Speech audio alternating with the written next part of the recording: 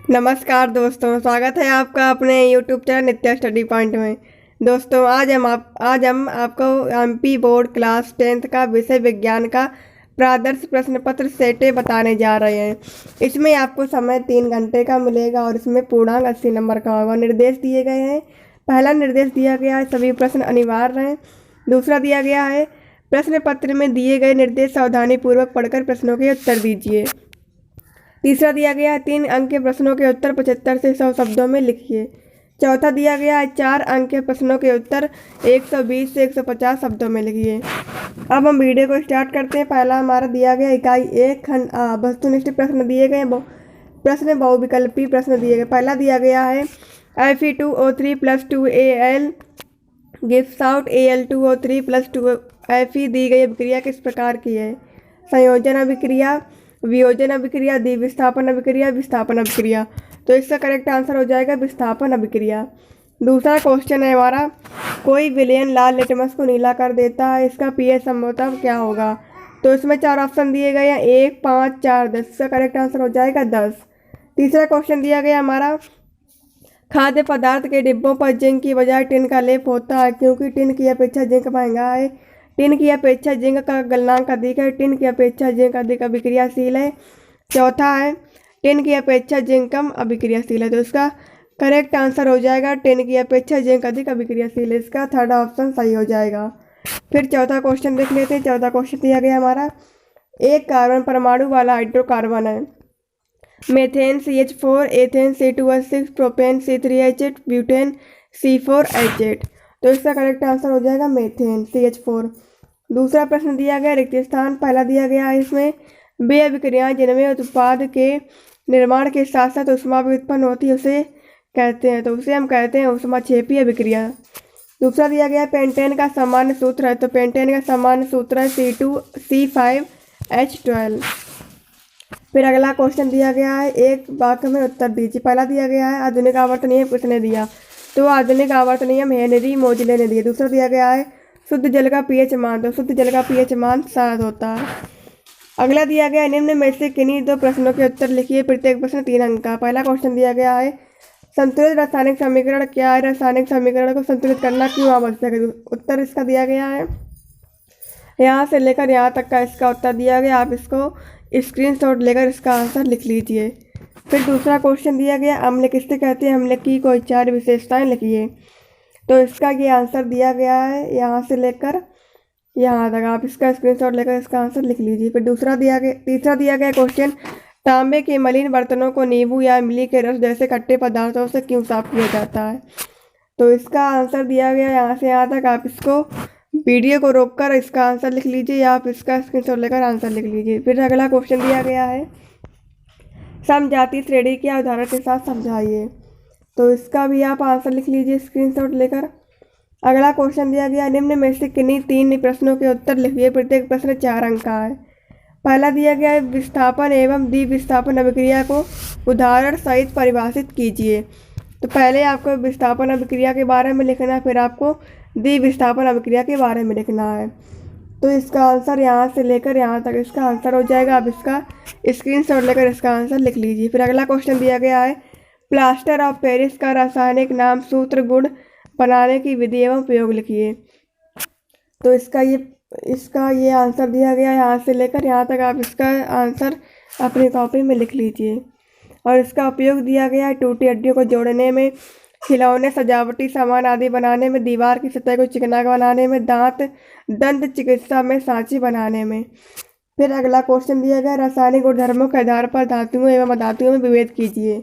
तो ये पहले डालेंगे क्रम, संख्या, अंतर का आधार, धातु, अधातु, इन सब के बारे में लिखा। आप इसका स्क्रीनशॉट लेकर इसका आंसर लिखते जाइए।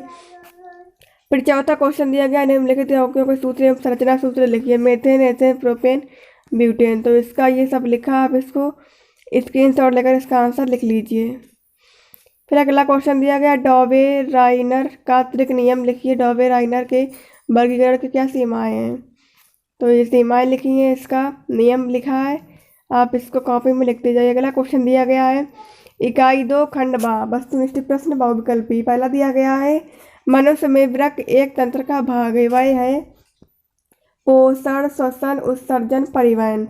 तो इसका करेक्ट आंसर हो जाएगा उत्सर्जन। दूसरा क्वेश्चन है हमारा, वाहनों में पीछे का दृश्य देखने के लिए किस दर्पण का उपयोग किया जाता है? अवतल दर्पण, समतल दर्पण, उत्तल दर्पण, उपयुक्त में से कोई नहीं। तो इसका करेक्ट आंसर हो जाएगा दूसरा उत्तल दर्पण। अगला क्वेश्चन है हमारा, रिक्त स्थान की पूर्ति कीजिए। पहला दिया गया कोशिका की ऊर्जा मुद्रा है, तो कोशिका की ऊर्जा मुद्रा है, तो इसका आंसर हो जाएगा एटीपी। दूसरा दिया गया लेंस की क्षमता का एसआई मात्रक है, तो इसका एसआई मात्रक है डायोप्टर। तीसरा है विसरण का आकार को उत्पन्न करना है, तो विसरण का आकार शुक्राणुओं को उत्पन्न करना है। चौथा दिया गया मेंडल ने के नियमों का प्रतिपादन किया, तो मेंडल ने वंशागति अनुवांशिकी के नियमों का प्रतिपादन किया। अगला क्वेश्चन दिया गया, एक शब्द में उत्तर दीजिए। पहला दिया है परागण क्या है, तो उत्तर है इसका पुष्पी पौधों में परागणों का पराग कोश से स्त्री केसर की वर्तिकाग्र पर स्थानांतरण परागण कहलाता है। दूसरा दिया गया दर्पण का सूत्र लिखिए, तो इसका फार्मूला है 1/f बराबर 1/b प्लस 1/u। अगला क्वेश्चन है हमारा, निम्न में से किन्हीं 3 प्रश्नों के उत्तर लिखिए, प्रत्येक प्रश्न 3 अंक का। पहला दिया गया है भोजन के पाचन में लार की क्या भूमिका है, तो इसका उत्तर दिया गया है यहाँ से लेकर यहाँ तक, तो आप इसका आंसर लिख लीजिए स्क्रीनशॉट लेकर। फिर दूसरा क्वेश्चन दिया गया है ऑक्सी एवं अनॉक्सी श्वसन में अंतर लिखिए, तो ऑक्सी श्वसन को वायवीय बोलते हैं और अनॉक्सी श्वसन को अवायवीय। तो इसका आंसर दिया गया है यहाँ से लेकर यहाँ तक, आप इसको लिख लीजिए अपनी कॉपी में। अगला क्वेश्चन दिया गया परागण क्या है, स्वपरागण तथा पर परागण किसे कहते हैं, तो इसका भी आंसर यहाँ से लेकर यहाँ तक दिया गया है स्वपरागण और परपरागण के बारे में, तो आप इसको लिख लीजिए अपनी कॉपी में स्क्रीनशॉट लेकर। अगला क्वेश्चन दिया गया मेंडल के नियमों के महत्व को समझाइए, तो मेंडल के नियम के महत्व को समझाइए, तो यहाँ से यहाँ तक इसका आंसर दिया गया है। अगला क्वेश्चन दिया गया अवतल एवं उत्तल दर्पण के 3 उपयोग लिखिए, तो इसका भी आंसर दिया गया, आप इसको अपनी कॉपी में लिख लीजिए। फिर अगला क्वेश्चन दिया गया निम्न में से किन्हीं 3 प्रश्नों के उत्तर लिखिए, प्रत्येक प्रश्न 4 अंक का। पहला दिया गया है मानव पाचन तंत्र का स्वच्छ नामांकित चित्र बनाइए, उत्तर मानव पाचन तंत्र, तो इसका ये चित्र बना है, आप इसको लिख लीजिए, आप इसको स्क्रीनशॉट लेकर इसका चित्र बना लीजिए, ये पूरा दिया गया है। फिर अगला क्वेश्चन दिया गया परागण एवं निषेचन में अंतर लिखिए, तो परागण एवं निषेचन में अंतर दिया गया है, ये आप लिख लीजिए इसको कॉपी में अपनी। फिर अगला क्वेश्चन दिया गया है मानव में बच्चे का लिंग निर्धारण किस प्रकार का होता है, तो ये दिया गया, आप इसको लिख लीजिए अपनी कॉपी में स्क्रीनशॉट लेकर। फिर अगला दिया गया है वास्तविक एवं आभासी प्रतिबिंब में अंतर लिखिए, तो इसका भी आप स्क्रीनशॉट लेकर इसका आंसर लिख लीजिए, ये पूरा दिया गया है।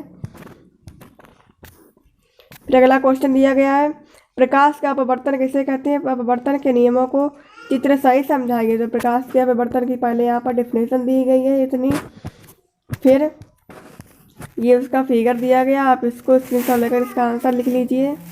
फिर अपवर्तन के नियम दिए गए हैं। फिर इकाई 3 खंड 7 दिया गया है बहुविकल्पी प्रश्न वस्तुनिष्ठ। पहला दिया गया है विद्युत धारा का ऐसा ही मात्रक है जूल, वोल्ट, वाट, एम्पियर, तो इसका करेक्ट आंसर हो जाएगा एम्पियर। दूसरा है इंद्रधनुष बनने का कारण है वर्ण विक्षेपण, विसरण, परावर्तन, अपवर्तन, तो उसका करेक्ट आंसर हो जाएगा वर्ण विक्षेपण। अगला क्वेश्चन है हमारा रिक्त स्थान एक पोषी स्तर से दूसरे पोषी स्तर तक ऊर्जा का स्थानांतरण प्रतिशत होता है, तो इसका आंसर है 10% होता है। दूसरा दिया गया है एक चुंबकीय क्षेत्र की तीव्रता का मात्रक होता है स्टेन।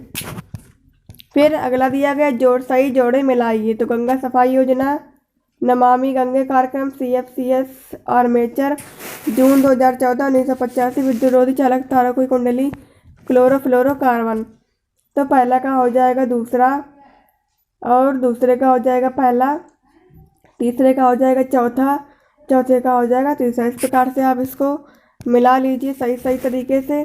फिर दिया गया निम्न में से किन्हीं 3 प्रश्नों के उत्तर लिखिए, प्रत्येक प्रश्न 3 अंक का है।